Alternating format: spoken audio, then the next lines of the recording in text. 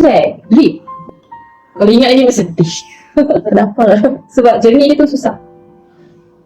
Sebenarnya eczema tu sejak umur berapa? Kecil. Masa kecil tu kita tak tahu dia eczema. Kita ingat gatal. Jadi kita ni beli je krim. Kat klinik pun bagi je. Rupanya tu steroid. Lepas tu bila kita perasan, bila kita sapu baik, tak baik kan? Sampai satu masa dia dah tak boleh keluar.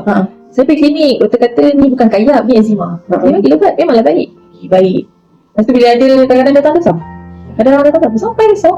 Lepas tu bila dah kahwin, dia ada tumpuk-tumpuk hitam tau. Tak kata lagi. Dia keluar tumpuk-tumpuk kan?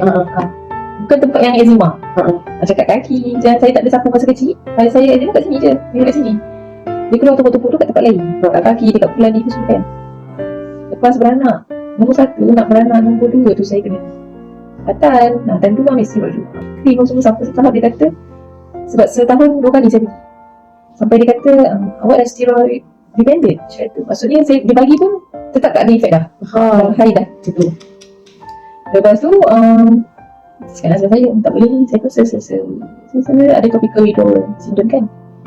Dia keluar macam cold turkey, macam orang ambil dadah dia tak dapat benda tu. Dia macam badan dia tak tentu harap.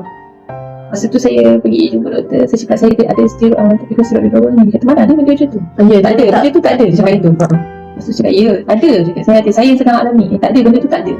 Dia cakap saya steroid phobia. Maksud fobia dengan steroid. Dia ingat saya macam agenda lah kan. Tapi sebenarnya kita tengah alami ni. Bengang juga agak susah. Sedih sangat. Macam kenapa orang tak faham aku macam tu tau. Husband bawa pergi krim nano kot, warna kuning. Krim putih. Saya pakai krim kuning. Saya pakai krim kuning tu baru saya start kering. Tapi saya kena bergantung dengan krim. Kalau sapu-sapu dia kering, okay, dia hilang. Tapi dia masih ada parut hitam. Sapu dia hilang. Lepas tu sampai tahap tu dia cakap dah tak ada. Dia dah tak buat. Kita orang dah buat macam mana? Tu yang saya nekat. Saya cakap pakai je VHS punya set ni. Beli je semua. Memanglah bergadai. Nak sihat kan? Kita gadai kita boleh tunggu sekali. Sihat boleh kerja dengan lebih baik. Itu yang kita nak. Kita boleh pergi kerja. Saya gadai semua, beli. Lepas tu saya makan. Okay lah. Tak ada lah. Untuk krim saya beli kelembap je. Kata apa pun tak ada lah. Best kan? Kalau kita rasa, kita cerita kat orang sebab kita rasa benda tu bagi manfaat sangat kita. Nak dia nampak juga makan. Cuba kan. Klik link di bio profil saya untuk maklumat lanjut.